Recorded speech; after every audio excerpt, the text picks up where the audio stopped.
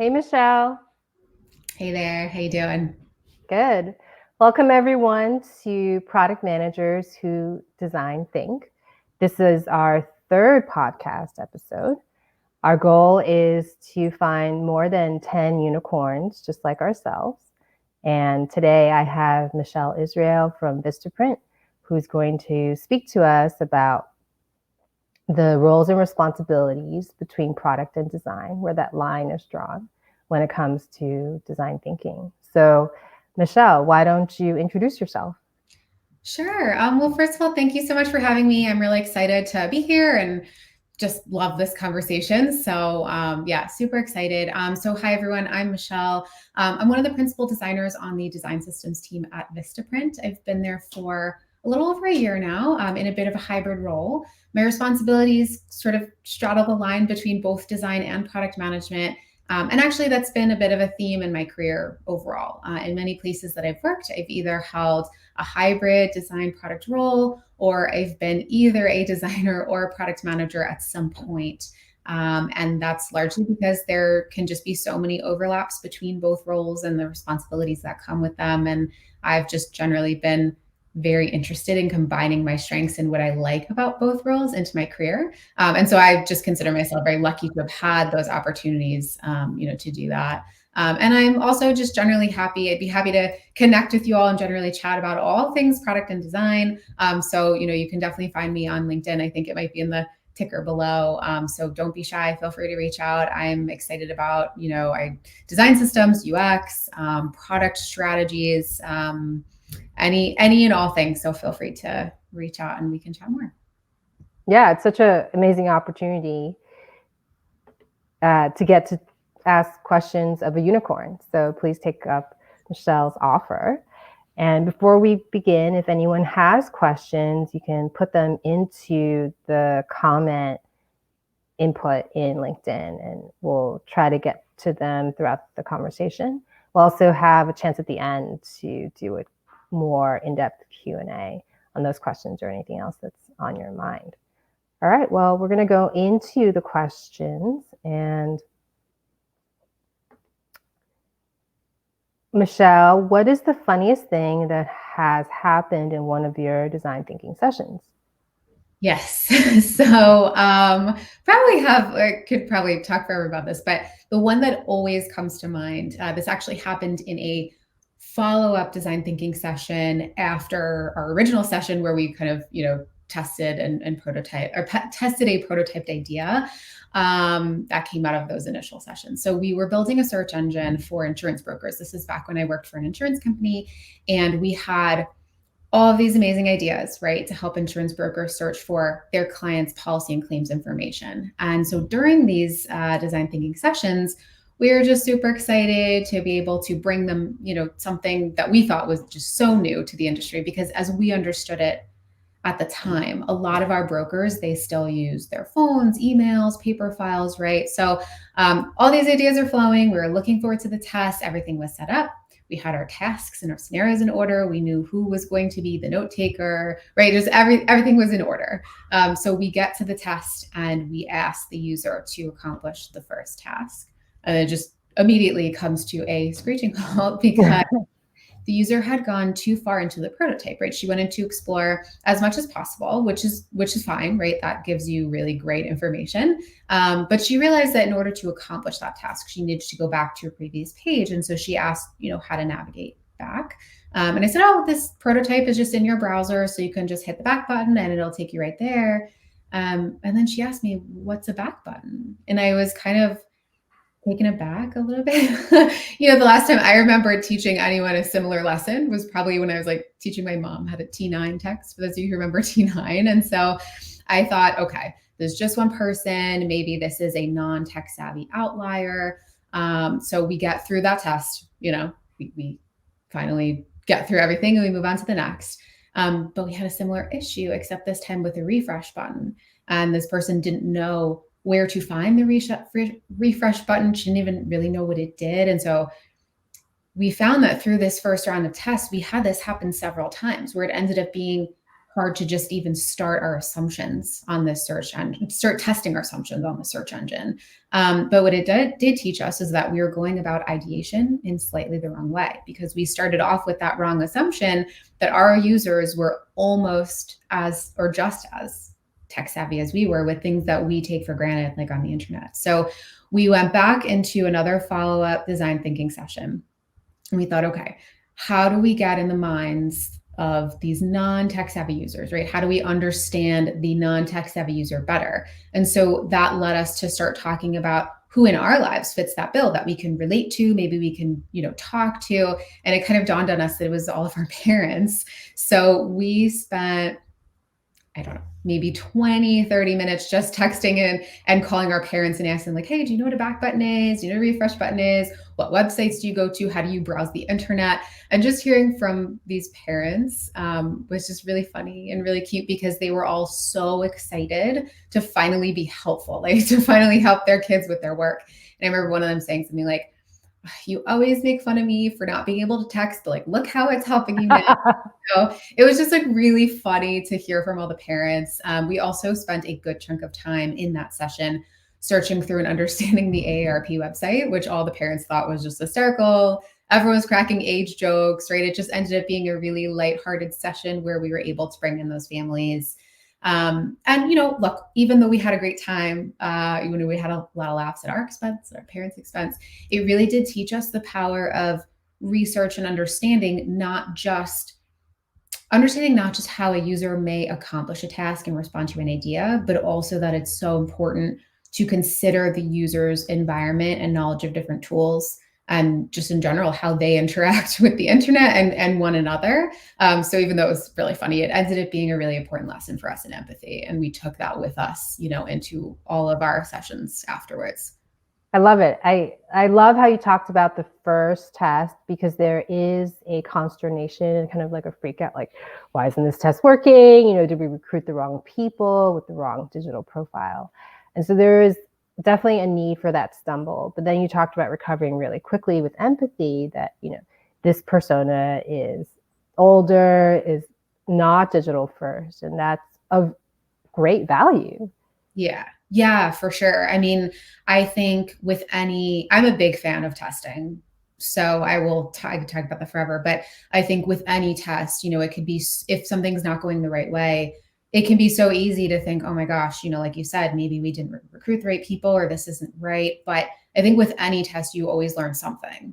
And so if you're not learning anything, you're probably not doing it right? Or you're probably not looking for the right things or thinking about it in the right way. And so with that test, yes, we were able to eventually get great feedback once we kind of passed that hump of like, okay, here's what a back button is, right? But if we had just ignored that and we had only focused on how they responded to the test itself, we probably would have missed a lot of really great insights as to how these customers may actually interact with the internet and use the tool in general, because it ended up being that we had to, we actually ended up having to put a sort of a back button inside our UI, and like in big letters, it said back. It couldn't just be, a left facing arrow, right? Because again, these customers, they didn't really know that. And so that was really taught to us by something that happened sort of by accident outside the scope of the test that we imagined originally. That's awesome. And a piece of free advice for the audience that's like a hard one is that you have to test the test. So in the beginning, maybe the first 2 tests, I would not invite your executives. And then once you've got the test of the test down and the test is running well, then you can invite all the more senior stakeholders. Right. Yeah, definitely. All right, moving on. How much money has design thinking made any of the companies you've led design thinking in? Yeah, so it's a great question. I do have an example that I'll actually get to at the end. I wanted to kind of address, like, maybe if you all have gotten that question, how might you tackle that? So I've gotten this question a lot in my career. Sometimes it's because people are creating budgets and they need some sort of estimate. Other times, maybe it's because they themselves don't fully understand the value of design and design thinking, and We're trying to determine if they want to like spend their time or pay for this at all, right? I've kind of gotten both angles. But regardless of why, I think that the key to tackling this question is to look at it from a variety of different angles and find which angles are most relevant to your audience. So the first angle is how much money are you bringing in, right? If you're working on an external product or basically a product for external users, whether it's like B2B or B2C, if you can, try to find out how much revenue or profit that product makes. Now, obviously, design and design thinking doesn't earn 100% of that, but in like what you can kind of, in there, right, in that number, what can you attribute your work to? So for instance, let's say you A/B tested one of your assumptions, right? And before implementing this change, the product, I'm making up numbers, but like the product was earning $100,000. And after implementing this change, let's say the product earned $150,000 in a very similar, like apples to apples time period, right? Don't compare a month to like a year. If there were no other changes implemented on that particular feature or flow during this time, then there's a case, right? You can potentially make a case that the design thinking work your team put in helped your company earn another 50,000, let's say, right? Maybe not 100% of that, but it earned some portion of that. Or let's say your company doesn't have the capability to track that level of detail. Maybe you can ask questions like, how likely are you to pay for and use our product if offered this feature? Things like that during potentially qualitative usability tests or research interviews, and then just put together some back of the napkin math based on that. So obviously there's no like kind of one fits all formula for how much money you bring in, but again, it's just how much can you attribute your work to with those higher level numbers. The second angle is how much money are you saving? And I think that this is an angle that gets overlooked quite a bit because a lot of people are, very focused on how much you're bringing in. But a lot of design thinking is how much are you saving? What's the opportunity cost of not doing design thinking? And so in most design thinking workshops, you're putting a lot of thought into potential solutions and testing those assumptions, right? And gathering data all before spending very expensive development resources on implementation. And that's really the key, right? So the question then becomes, if you don't do design thinking, how much money is the company spending to implement something that may or may not work, that may or may not be profitable? And so just to kind of take a look at what I mean by that, we can kind of look at an example. Let's say you don't do any research. You don't do any design explorations, or you don't do any testing before implementing a feature, but instead you have just 3 engineers roll something out. I'm making up numbers here, so just for the ease of math. So these aren't based on like any real thing, but let's say these 3 engineers each make $120,000, right? And it takes them 4 weeks or a month to roll this out. So based on that, you've already spent about $30,000 in just development resources. And we're not going to really, not to mention the keep the light stuff on, we're just going to leave that out for simplicity. But let's say another month goes by, this feature just isn't performing well. It's not improving the user experience. It's not bringing in the money that you had thought, right? It's maybe a bit of a bust. And let's say that during that month, you had one of the 3 engineers doing some sort of maintenance work for this feature for a third of that person's time. That's roughly another little over $3,000, right? So now you've spent almost $35,000 on something that is not giving you a good return on your investment.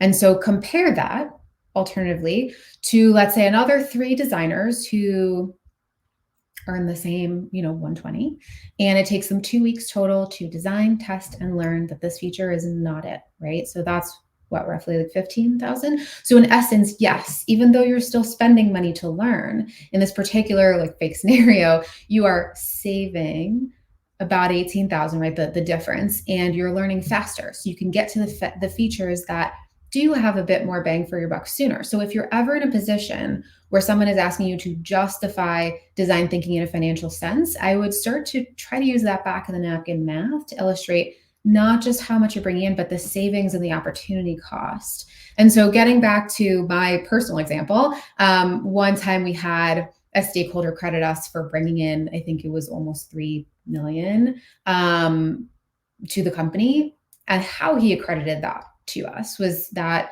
he went out to sell this, it was a B2B product. He went out to sell it to other businesses. And when he did, because they were like sales calls, right? Several of them said that they chose our product over a competitor product because the user experience and the sort of modern UI design seemed far easier and far more intuitive. And so because of that, he credited us with basically the cost of the tool versus the cost of like kind of going elsewhere, and just how many customers gave him that kind of on anecdotal feedback. I probably wouldn't ever say do that for yourself, because that was a gift that this stakeholder gave to us. But it was definitely something that I saw as like, wow, so, this stakeholder is really crediting us in a really positive way with, helping the company to earn a lot of money because of these anecdotal, sales calls and,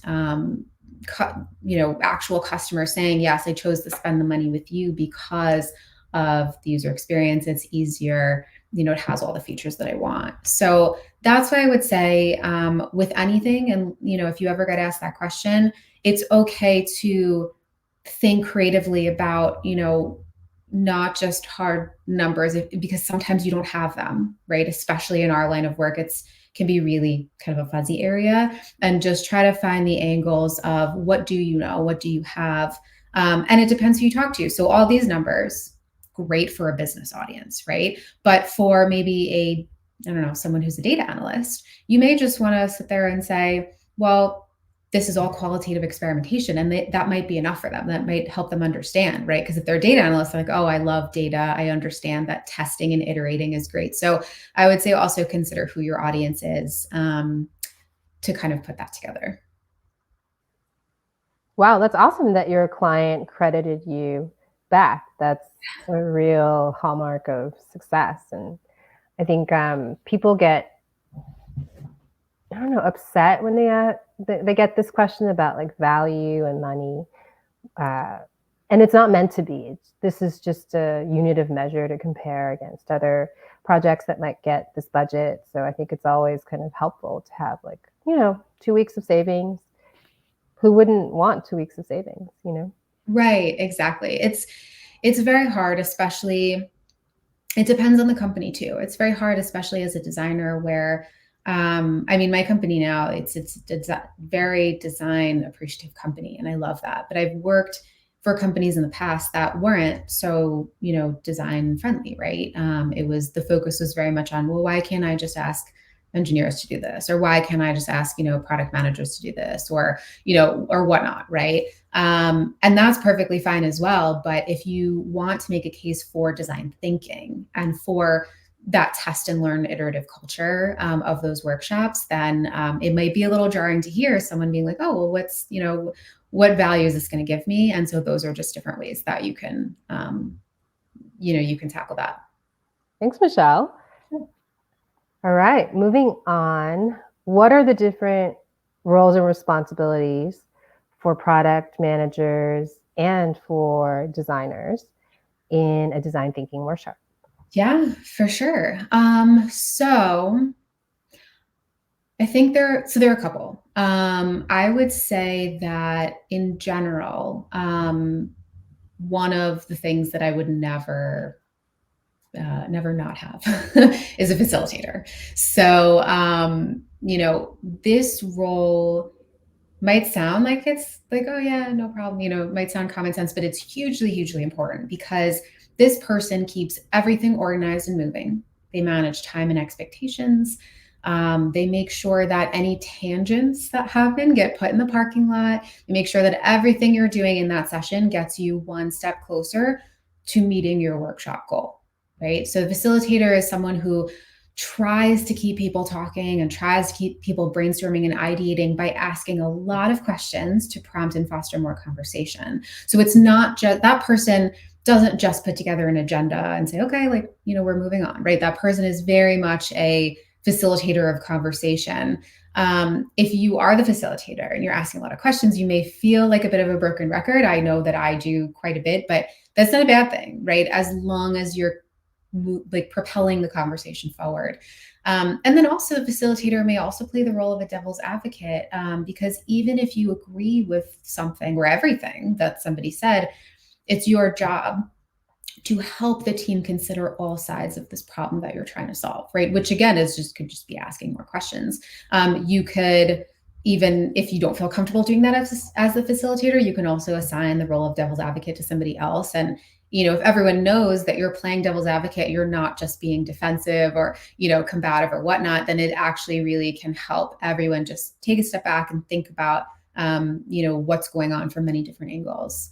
I found that anyone can be the facilitator, but this is an especially great role for someone who is great at asking questions, great at keeping time, great at fostering conversation. It can also especially be a good role for someone who might be a little bit shy about sharing ideas at first, because you will be asking for others to share their ideas, right? As facilitator, you're not just going to sit there and be like, listen to all my ideas, right? So because you're going to be kind of sitting back and listening to other people's ideas, you can kind of see a bit how it's done. And maybe that helps you if you're more shy to kind of warm up.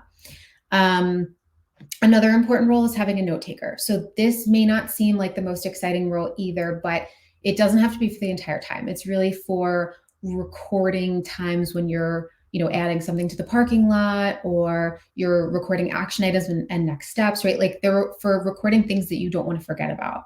And because it can be really stressful and time consuming, right? Because when you're taking notes, I mean, everyone's talking at once, right? So because it can kind of be like that, I would highly recommend keep the role of facilitator and note taker separate. It's just going to be much easier. Some other roles you may want to have. So if you're prototyping an idea, you'll want to potentially choose someone to set that up, which is probably a designer.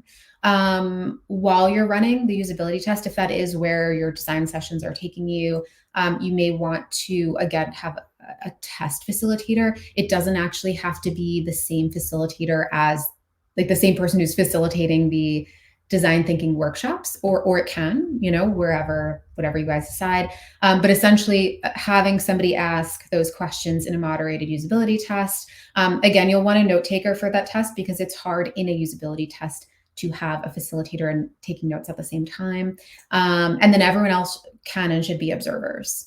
Otherwise, I would say everyone's role, generally speaking, is pretty equal in a design thinking workshop, right? It's to participate and to give their 2 cents. So no matter who they are, right? You can have engineers, you can have data analysts, you can have business stakeholders, you can have obviously a lot of product managers, right? You can have anyone in there, and everyone hopefully should be encouraged to give their advice, because they're going to have, they're going to bring their own brand of expertise to that, and that helps to tackle that problem. One thing I do really want to caution against, though, while we're talking about roles, during these design thinking workshops, don't fall into the trap of, well, I'm not a designer, so therefore I'm not going to attend the drawing portion of the workshop, right? Or the sketching portion, or, oh gosh, I can't even draw a stick figure, so I'm just going to sit this one out, right? I've had people say this to me so many times. I will say, I personally don't think that I think there's no such thing as a role when it comes to ideating and sketching. In previous sessions that I've been in, some of the best sketches and ideas have actually come from engineers who have said, they told me they can't draw to save their lives. And that's because these sketches, they're not works of art, right? They're not going in the Met. Instead, they're just a visual manifestation of a solution to a problem that you've been discussing, and that can come from anyone. So I will say, when you're thinking about who plays what role, if you get that question of like, oh, I'm not the sketcher, there's no such thing as a separate sketching role. Awesome. So definitely have a facilitator who's not the note taker. Correct. And these people probably are not the leaders who wanted to have this session. These people are probably different people. Yeah. I was wondering if you could share any funny stories about how these roles did not get defined ahead of time, or there was overlap, or anything kind of got misaligned. Yeah. So then that's a great question. I think that one of the reasons why I'm very gung-ho about having these particular roles is just because when I've been in situations where we didn't, it hasn't really turned out great, right? So this was a bunch of years ago. I was in a 2-week design sprint where the end result, the end goal was to have a prototype to test, and get learnings from that. And so we didn't have a dedicated lead, like a dedicated facilitator, and we also didn't have really a dedicated note taker. And so what happened was we had everyone in there, right? We had product managers, designers, engineers, and then we also invited our business stakeholders.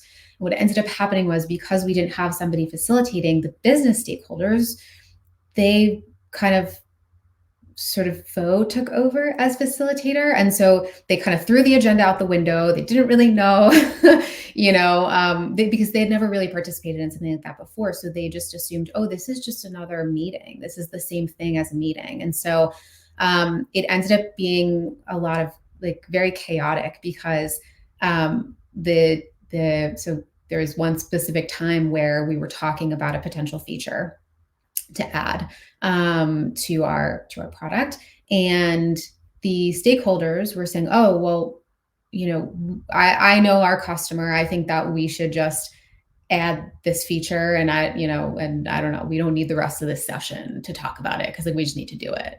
And the product managers and designers on the call were saying, well, how do you know that? Do you have any research? And so it was sort of this tug of war between, it was like the battle of, who's right or whatnot. Now, if we had had a facilitator, that person could have almost played the devil's advocate, right? And said, I totally hear you. Why do you think they want this feature? Or, let's say, yes, they want this feature. Can we sketch it out and how that might look for them? Can we test it out? Right. Those are great questions. Yeah. Right. So it sort of turned into this, I know my customer best, and so I don't know that we need this meeting, but they kept referring to it as just a meeting and not a design thinking workshop. And so that's where it kind of got a little bit fuzzy. Yeah. It just happens all the time. And so it's, sometimes the people who are not used to the session, they don't know that they can get a vote based on engagement or traction at the end. And they're like, well, we need this in the beginning. So having a facilitator tell you that, wait for it, it's coming, or, these are the steps that we're going to take to get there together. You can come back at the end, or you can stay for the whole thing. Yeah. Having a facilitator just bring that kind of structure and order can really be calming for everyone. Yeah. And I will say we learned very quickly from that mistake. And so a couple of weeks later, we had another design thinking workshop on a different problem. We dedicated a facilitator, we dedicated a note taker. And so that facilitator was very strict and said, to everyone, including those stakeholders, okay, now we're just going to ID. We're going to sketch some ideas. And, we did, I think, the crazy eights. And so we put kind of time boxes around it. And at first, everyone was super stressed. Everyone who had never done this before, right, were so stressed. They're like, I can't do that. I can't draw within, what is it, 2 minutes or whatever it is. And I was like, it's okay. It's going to be fine. Just do your best. And it's so funny because after we did a couple rounds, the first round, everyone was really stressed about it. But then when they saw what other people did, they're like, oh, okay, maybe that's not so bad.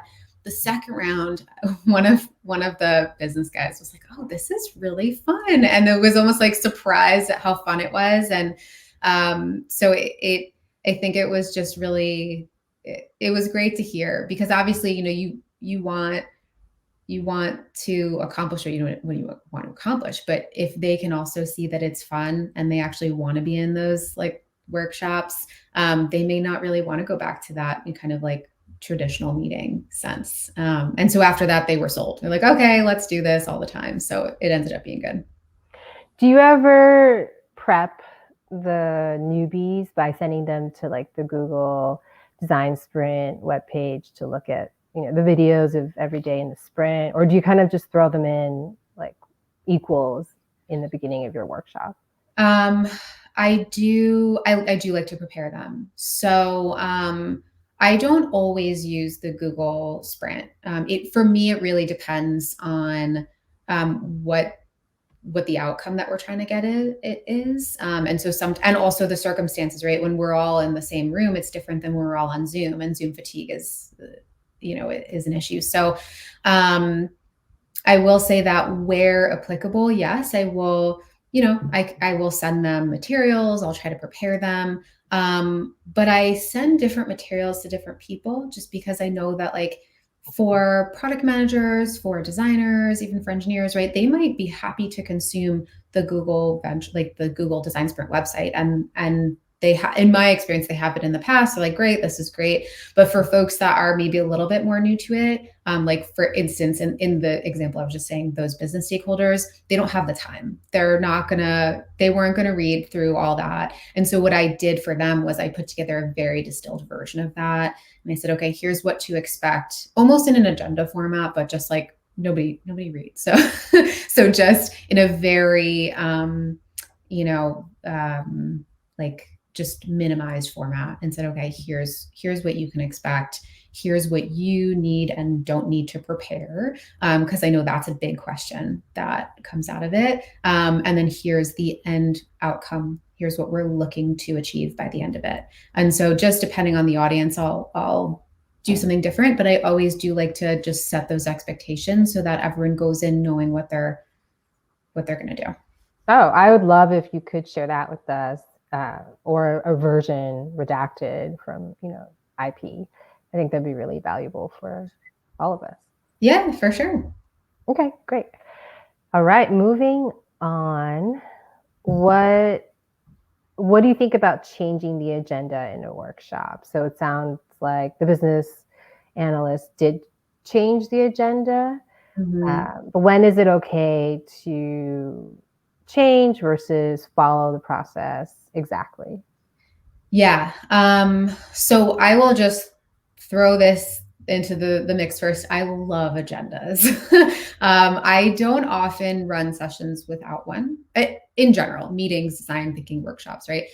Because I think they just give such great structure and organization to a session. I think that they really help the team not get too far off the rails and also keep to time, which I mentioned Zoom fatigue, right? In today's world, keeping to time could be such a morale boost.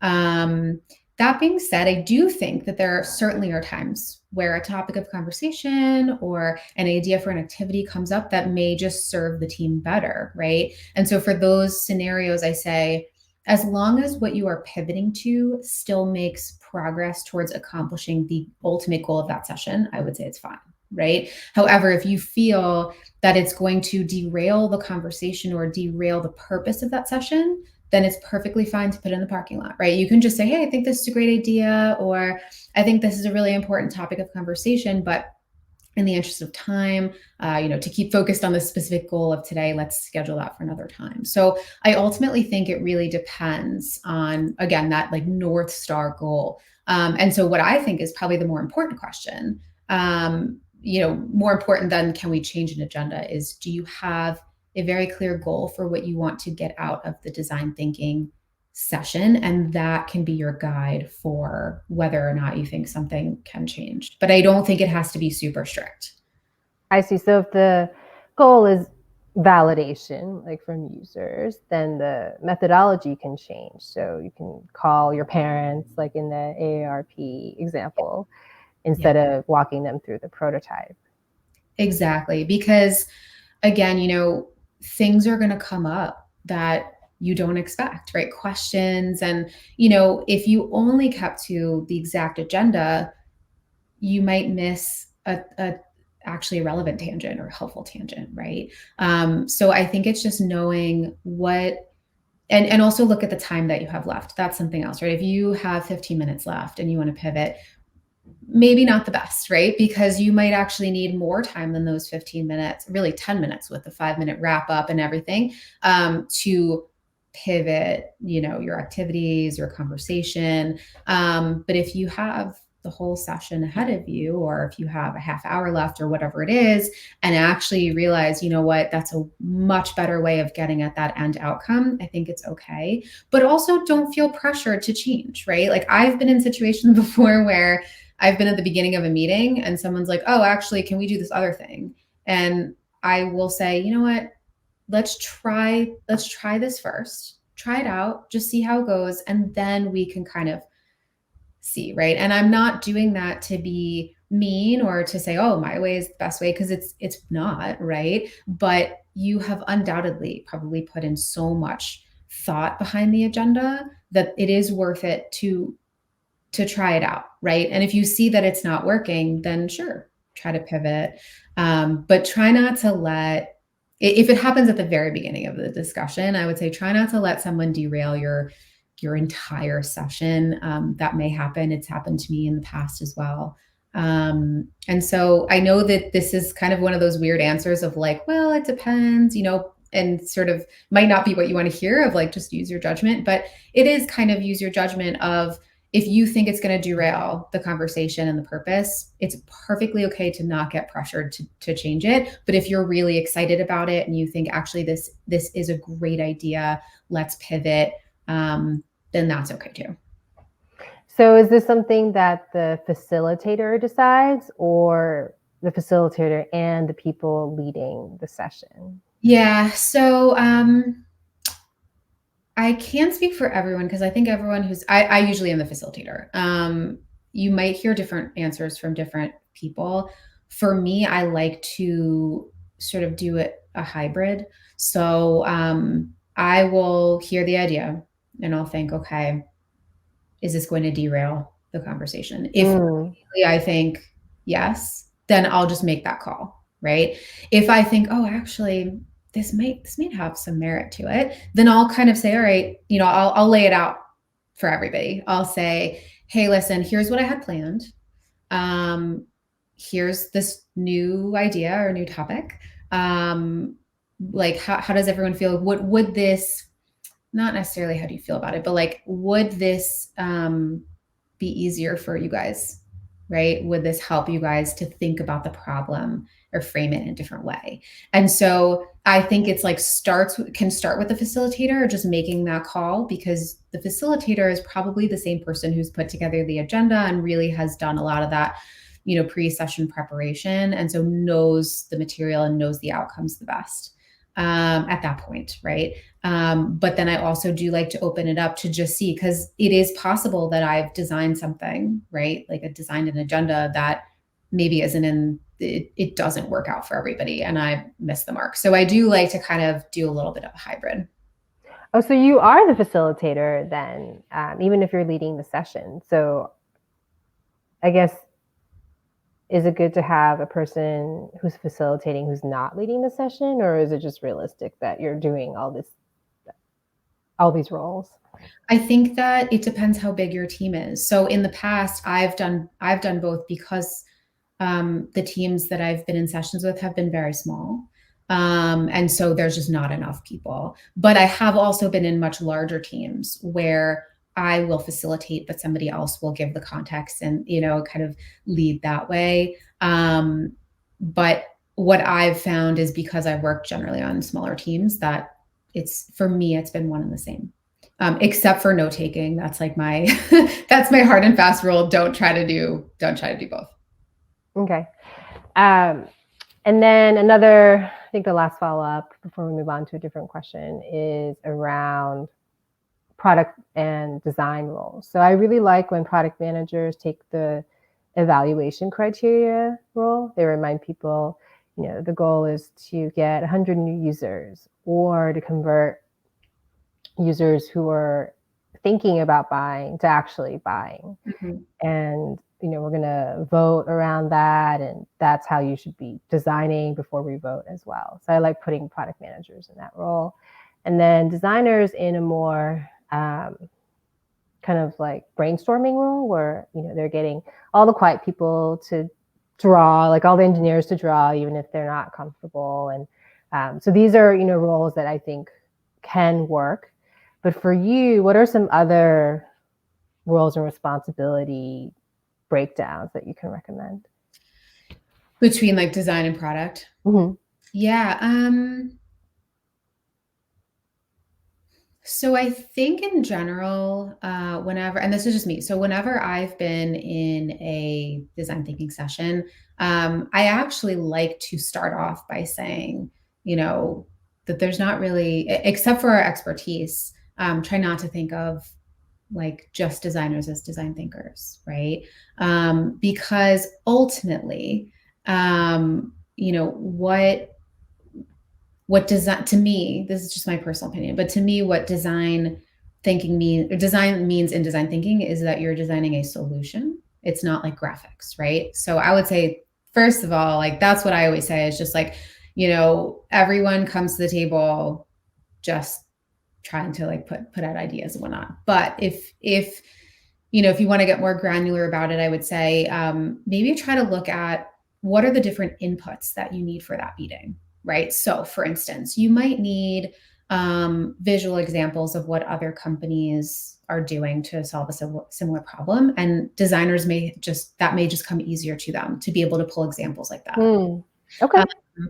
Another input could be that, I actually want to look at like click data or, just some sort of like behavioral historical data of our users, right? In the past, designers may not have access to that. So you might ask a product manager to do that. So I would say while in the session, try to like maybe break down those walls of everyone can think of a design-driven solution or user-centered solution. I would say the inputs and the outputs are where the differences are going to be. So inputs, obviously we just talked about, but then the outputs, as I mentioned before, you might have a designer, create the prototype for testing. You might have a product manager try to recruit users for a usability test or setup, or you might have a user researcher write the like research script. You may actually have an engineer who's really good at maybe spinning up a quick prototype, do that as well, right? If you want it to be a bit more interactive. So I would say, think of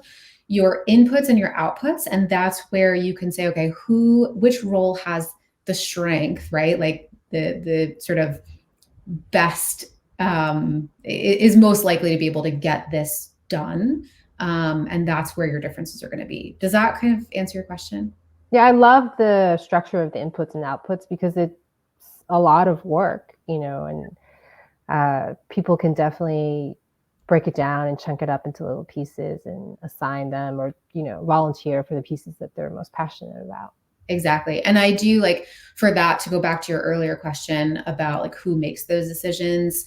You might say the facilitator, but I personally like to, when I'm facilitating, I actually like to almost facilitate by asking who wants to do what. Because then you have people who are actually volunteering, like, yes, I really want to do this, and they're going to be excited about it. They're going to do it. So that I kind of do by sort of committee, I suppose. Awesome. All right. And then what,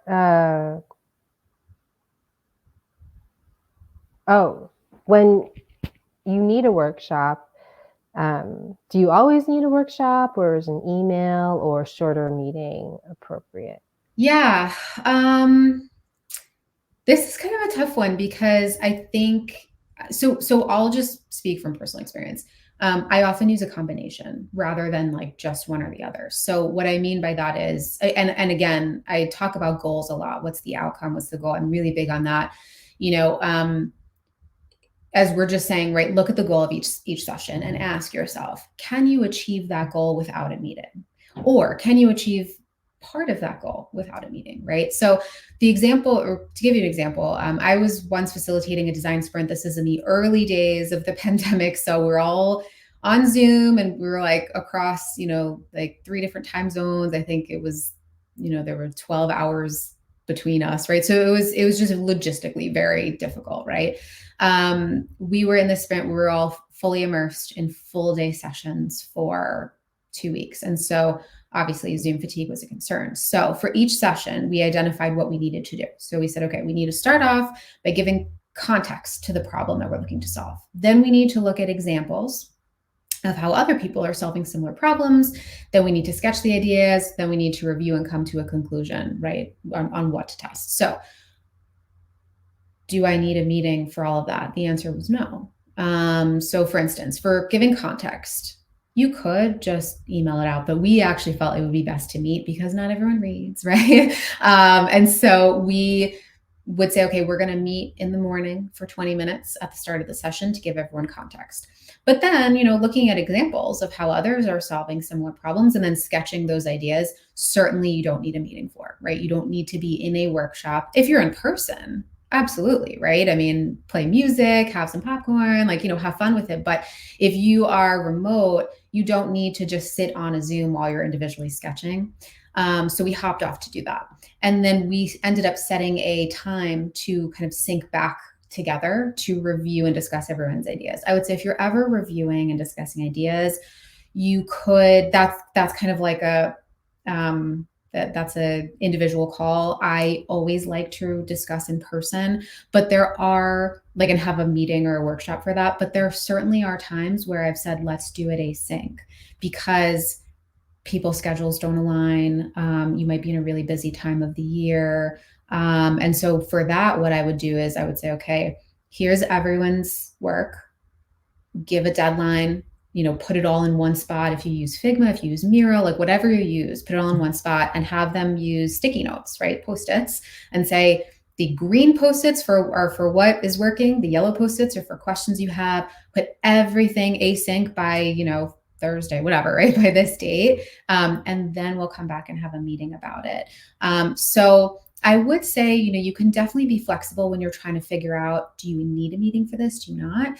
But always gear your answer around what would be the best use of everybody's time in order to achieve the outcome that you want, factoring in the things like, are you remote? How much time do you have? I mean, are you in a totally different side of the world where you actually can't get together? And so for those, I would say a hybrid approach is great. But if you're doing a hybrid approach of saying, hey, I'm going to send out an email asking people for their feedback before getting into a session, remember that, and this is my experience. So if you're lucky and people read every word that you say, you're so, so lucky. But remember, most times people don't read, but people, and I found, respond well to visuals. So if you put together a visual of this is exactly what I'm looking for, use this thing, and really spell it out for them, that is going to make your kind of email meeting, right, a lot better. And then I would say always put a deadline on it. I used to be very afraid to put deadlines on because I'd be like, oh, am I being too prescriptive? But if I found without fail, anytime I don't put a deadline on, I never get responses. But if I put a deadline on, I will always get responses. So yeah, so it's another one of those, it kind of depends, but I do think that you can make both work. It's just, again, going back to what is the outcome that you want to get. And if you can get it without a meeting, wonderful. If you can't, just try to make that session really fun and help people want to be there. What's an example of the visual of what you want? Is it like a template of fill out, what's working, what's not working? So for me, it's not really a template, but so we use Miro a lot. Actually, you can use Figma or Miro for this. I've done both, but in Miro, you have your you have Post-it notes, right? And so what we've done in the past is somebody comes to me and says, okay, I want feedback on this particular sketch, but there's no time for a meeting, for a workshop. And so I will say, okay, I'll put that sketch, right? Take a picture of it, or if it's already digital, put a visual of it in Miro. And then right next to it, put a green Post-it and a yellow Post-it and have people copy those and just say on around that visual, right? Wherever you have feedback, put a sticky and write in the sticky note your feedback. So there's not really any template. It's just, here are the instructions for it's imagine if you were in the same room as someone and you posted your work on a whiteboard, and then people are literally just putting Post-its on the whiteboard. So I would say that's something. Another thing that I've done in the past is create a table. So there are some times where I'm looking for feedback, not on a visual, but on how I work in systems. So how we name our components, right? And so I'll make a table, and in one column, it'll be all the current names of the components. In the next column, it'll be what, let's say it's mine or somebody else's, what the proposed names is. And then I'll make a third column and say, put your like basically we'll use like emoji. So it's like, if you like it, put a check. If you don't like it, put an X. And if you're questioning or have a different opinion or notes, like put this other, the question mark or third emoji. And so I try to make those types of tabular templates for people when I'm looking for very specific feedback on very specific things, instead of saying, hey, give me your feedback on what you think, because then people don't really know where to put it, what to do with it. But if you have it very laid out, then I find that that works really well. Thanks for clarifying. Sure. Moving to the next question. Any questions for this community that are, in your mind or top of mind? Yeah. I guess I would say, because I love workshops, and I'm always looking for just like fun ways to keep it interesting, right? So I'm curious if anyone in this community has been involved in a workshop where you have, kind of done something unique, or done different activities than you normally would do, right? Have you deviated from like the agenda, from the process, and found that that really worked well? Because I'm always looking for that stuff. So I'm curious about that. Yeah, that's a great question. So for anyone who has the same question or has an answer, feel free to chat in this event or get in touch with Michelle or I individually. Yeah. All right. Well, then for the last question, what's your favorite ice-breaking warm-up stoke? Yes. Okay. So this is one that we just did very recently with my team at Vistaprint. It quickly became my favorite. We played an online version of Categories, where I don't know if everyone here knows Categories, but essentially you get everyone gets the same letter and like 5 or 6, I think, different prompts, and you got 2 minutes to come up with examples of those prompts that start with the letter that you were assigned. So it's really interesting, right? Because sometimes admittedly, sometimes if the icebreaker game is like, oh, tell us a fact about yourself, I get really nervous because I'm like, oh, what's a fact about myself that I'm not going to come out as so boring, right? But playing a game like this actually sort of alleviated some of that. It was really interesting because at first people were maybe a little bit shy with their answers, right? They didn't want to get too out there. But then as we played more, I think we played like 3 or 4 rounds. As we played more rounds, people really started to open up. And so you just started to get the weirdest, funniest answers. Everyone was laughing, right? It created a really lovely atmosphere. And the other thing I like about it, specifically for a design thinking session, is that it like kind of warms you up for being creative, right? It shows you people's personalities, how they think, which really comes in handy if you're sketching or ideating, right? So we actually had one prompt one time that said the prompt was animal, and the letter we assigned was P. And so obviously most of us wrote panda, but one person put pterodactyl. And so we were like all applauding her, like, oh, the silent P, like that's amazing, super creative. And funnily enough, later in the session, we found that we turned to her a lot for like, hey, do you have a loophole for this problem, right? That's awesome. Because she like had the silent P idea, right? And so it kind of built that rapport with like amongst one another. And I think it also just started to get us out of our own heads, right? Because if you just go straight into sketching, right, you might be thinking, okay, I'm not warmed up, or oh gosh, like I needed this to be perfect or whatever, right? Like the perfect sketch or design or whatever, idea. But if you've already started and you're already laughing with your colleagues about, the silent P, right, the pterodactyl or whatever, you might find that you start to get a little bit into sketching a little bit easier. We also did a similar thing with Pictionary. We played online Pictionary. And so that was also helpful. So I don't think it needs to be Categories, but any game that you can play that doesn't really ask any personal questions about yourself, because sometimes people get really shy about that.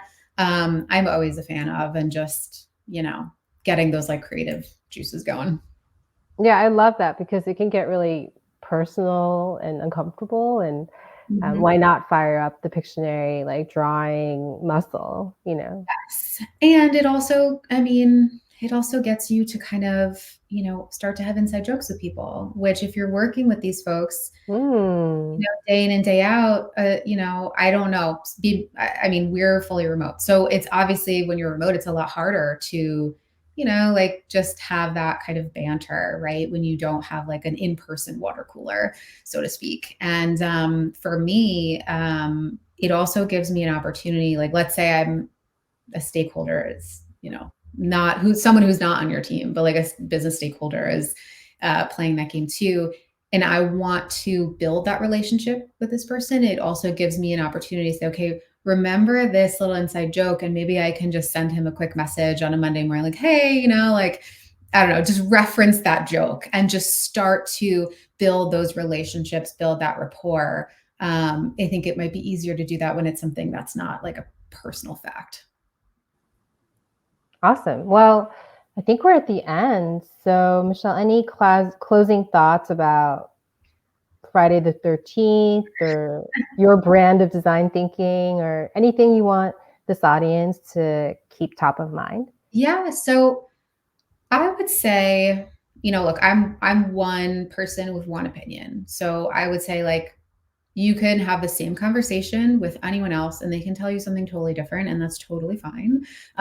These are just things that I just have experienced for myself, right? So I mean, if take what I say with a grain of salt. But I would also say, just when you're having these design thinking sessions, try to just have fun with them, right? I mean, I have made the mistake so many times in my career of like just being so stressed, right? About like, am I going to do this right? What are other people going to think of my ideas? And I've had it from both perspectives. Like from the designer perspective, I'm like, oh my gosh, what if like my sketches are just no good? And then, like imposter syndrome starts to really sink in. And then I've also had that from the product manager side of things, where it's like, well, what if I don't, facilitate this in the right way? What if I collect the wrong data? What if, all the what ifs, right? And I will say, like, try to trust the process, because you're not the only person in those sessions, and other people are going to come to those sessions and they're going to be really excited, and they're going to, kind of help you to just relax and make it a bit easier. And so what I would say is just try to have fun with it. Try to, as long as you're always focused on, again, that end goal or that end outcome and what's right for the user, obviously still thinking about business metrics, of course, but like focusing on the user, it should fall into place. You will be surprised with how much you learn, and nothing's ever perfect. Nothing ever goes according to plan. So, if it doesn't go according to plan, you're probably doing something right. So Thank you. Yeah, I think having the goal and having one goal for one session is always great advice. So if you're just starting out, this is your first session, keep it really simple. Let everyone know what your goal is. If your goal is brainstorming, just keep it at that. Like no voting, no like side conversations. Like Michelle is saying, stick to one goal. Right. Don't bite off more than you can chew. And also, it's totally okay to ask for help. Especially if you're a facilitator, like I used to feel like I had to take on everything, by myself, but that's not the case. You have a team for a reason. You're collaborating for like a design thinking session is a collaborative session. So I would say, if you need help with something, if you need help gathering data, it's also okay to say, I don't know. I say it all the time. So, so just keep it simple. And it'll work out. Well, thanks, Michelle, for your honesty and all of the experience that you bring to our listeners. Yeah. Thanks so much for having me. I appreciate it. Yeah. In closing, this is the third episode of Product Managers Who Design Think. Our goal is to find more than 10 unicorns like us. So if you know anyone who wants to join the group or be a speaker, please let me know. I've also been approached to help people with their public speaking, their branding, and their companies finding 0 to 1 product market fit. So please let me know if you know anyone who's interested in doing that this new year. And I think we'll just end with some snaps for Michelle. Thank you. Oh, actually, are there any people who are on the line who have any questions? Who want to put that in the chat? I'm going to check the chat because I think that we had one comment, but I think we'll just end on encouraging you all to reach out to Michelle with any additional questions. Awesome. Yeah, don't be shy. Happy to chat anytime. Okay. Well, thanks so much, Michelle. Cool. Thank you so much. It was nice to meet everybody. And yeah, looking forward to chatting more in the future. Take care. Bye. Bye.